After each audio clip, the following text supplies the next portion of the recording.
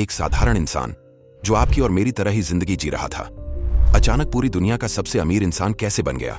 जहां हम छोटी छोटी जरूरतों के लिए पैसा जोड़ते रहते हैं, वहीं कोई इंसान 84 बिलियन डॉलर कमा लेता है। आखिर फर्क कहां है? क्या आप भी चाहते हैं कि एक दिन आपके पास अपना आलीशान घर हो और जिंदगी जीने की वो आजादी जहां आप जो चाहें जब चाहें कर सकें? दोस्तों, ये सब नामुमकिन नहीं है। फर्क बस इतना है कि अमीर लोग पैसों के लिए एक अलग सीक्रेट इस्तेमाल करते हैं, और आज इस वीडियो में हम उसी रहस्य को खोलने वाले हैं। असली अमीरी सिर्फ बैंक बैलेंस में नहीं, बल्कि हमारी सोच में छुपी होती है। मॉर्गन हाउसल जब कॉलेज में पढ़ रहे थे, तब उन्होंने कुछ पैसे कमाने के लिए लॉस एंजल्स के एक आलीशान होटल में कार पार्क करने की नौकरी पकड़ ली। वहीं एक दिन होटल में आया एक बेहद स्मार्ट और अमीर युवक। उसकी कहानी काफी दिलचस्प थी। सिर्फ 20 साल की उम्र में उसने वाईफाई राउटर का एक महत्वपूर्ण पार्ट बनाया, जिसने उसे रातों रात अमीर बना दिया। उसके बाद उसने कई टेक्नोलॉजी कंपनियां शुरू की, बेची और करोड़ों डॉलर कमा लिए। लेकिन असली खेल यहीं से शुरू हुआ। पैसा कमाना आसान था, मगर उसे संभालना, ये उसके बस की बात नहीं थी।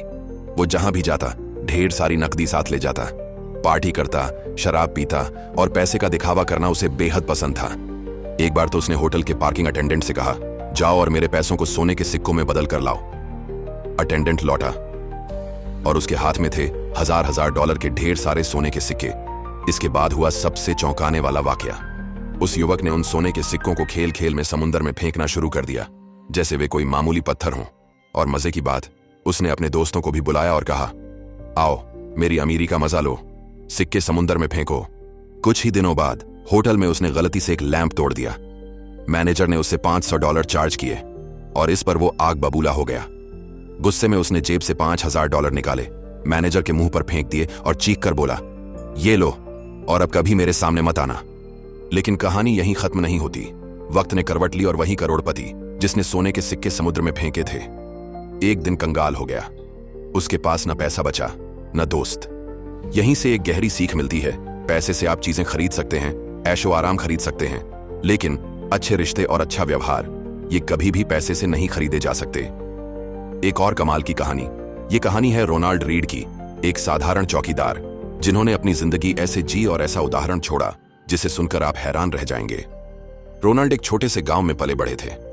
उनके परिवार में वे पहले इंसान थे जिन्होंने हाई स्कूल की पढ़ाई पूरी की, वो भी अपनी मेहनत और लगन से। जिंदगी बहुत साधारण थी। 38 साल की उम्र में उन्होंने सिर्फ $12,000 में एक छोटा सा 2 बेडरूम का घर खरीदा और उसी घर में पूरी जिंदगी गुजार दी। शादी हुई, लेकिन कोई संतान नहीं थी। उनकी पत्नी का जल्दी ही निधन हो गया।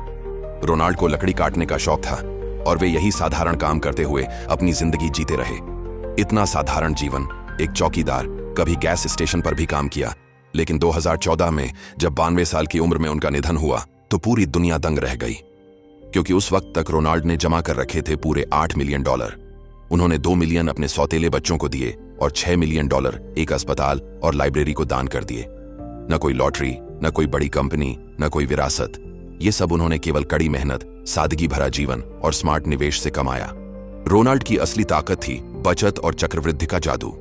हर साल छोटी छोटी बचत को निवेश करते गए और धीरे धीरे वही छोटी रकम बढ़कर करोड़ों में बदल गई।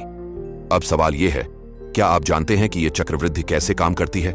इसका जवाब हम आगे इसी वीडियो में जानेंगे। लेकिन पहले मिलते हैं एक ऐसे इंसान से जिसकी कहानी रोनाल्ड रीड से बिल्कुल उलट है। यह है रिचर्ड फिस्कॉन, मेरिल लिंच के एक बड़े अधिकारी। शानदार करियर, बड़ी सफलता और सिर्फ 40 साल की उम्र में उन्होंने रिटायरमेंट ले लिया। यहां तक कि एक मशहूर बिजनेस मैगजीन ने उन्हें 40 सबसे सफल लोगों की लिस्ट में भी शामिल किया था। कनेक्टिकट में 18,000 स्क्वायर फुट की आलीशान हवेली, 2 स्विमिंग पूल, 7 गैरेज, 11 बाथरूम और यहां तक कि 2 लिफ्ट्स भी घर के अंदर। लेकिन असली कहानी यहां से शुरू होती है। इस हवेली का रखरखाव ही हर महीने $90,000 खा जाता था।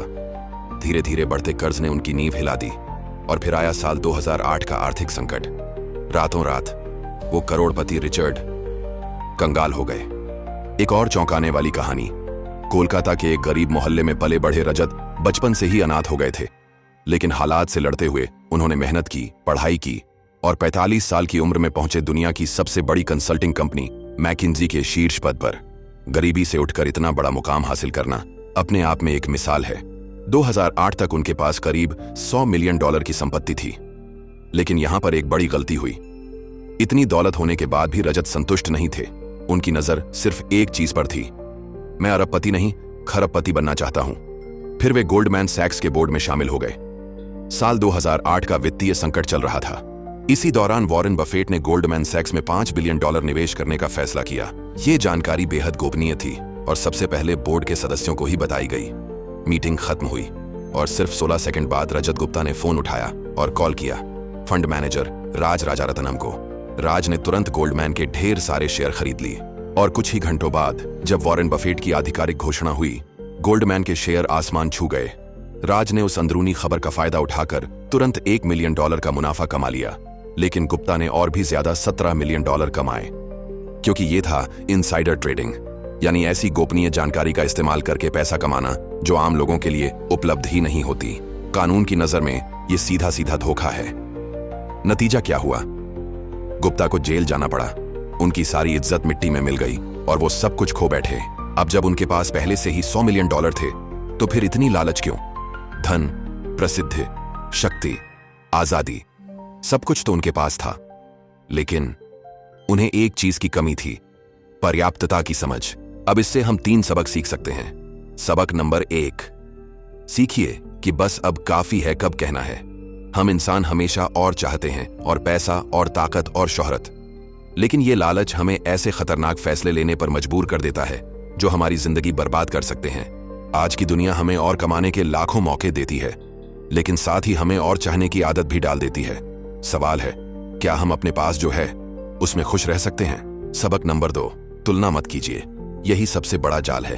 एक फुटबॉल खिलाड़ी सालाना $5 लाख कमाता है।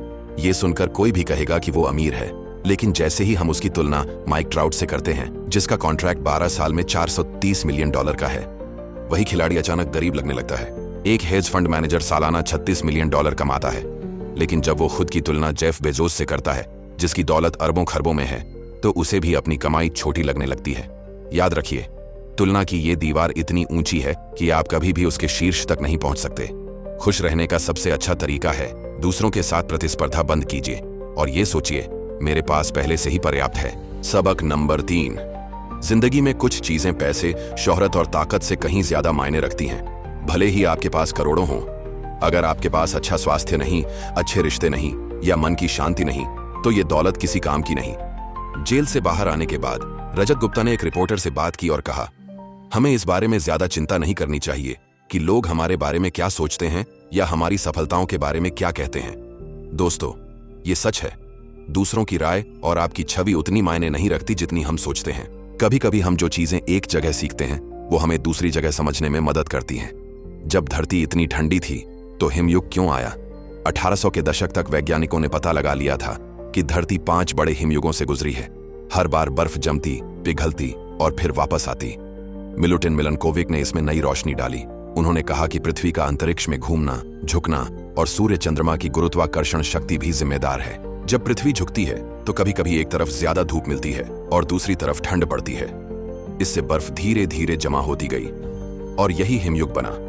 यही सिद्धांत है जो हमें वित्त में चक्रवृद्धि ब्याज समझने में मदद करता है। कल्पना कीजिए, आप अपने वार्षिक वेतन का सिर्फ 10% इंडेक्स फंड में बचाते हैं, जिस पर 10% ब्याज मिलता है। अगले साल आपको सिर्फ आपकी बचत पर ही नहीं, बल्कि पहले साल के ब्याज पर भी ब्याज मिलता है। और ऐसा अगर आप लगातार 10 साल करते रहें बिना पैसे निकाले, तो आपका छोटा सा निवेश करोड़ों में बदल सकता है। ठीक वैसे ही जैसे बर्फ धीरे धीरे जमा होकर हिमयुग बनाती है, चक्रवृद्धि ब्याज आपके पैसे को समय के साथ धीरे धीरे बढ़ने देता है। और अगर आप इसे बहुत जल्दी शुरू कर दें और इसे बढ़ने दें बिना कभी निकालें। वॉरेन बफेट ने यही किया। उन्होंने बचपन में ही बचत शुरू की और 89 साल की उम्र तक अपने पैसों को बढ़ने दिया। आज उनके पास है लगभग $84 बिलियन। यही धैर्य और समय का जादू है। छोटी बचत, लंबा समय और चक्रवृद्धि ब्याज। उनकी लगभग $84 बिलियन की संपत्ति का बड़ा हिस्सा उन्होंने 50 साल की उम्र के बाद कमाया।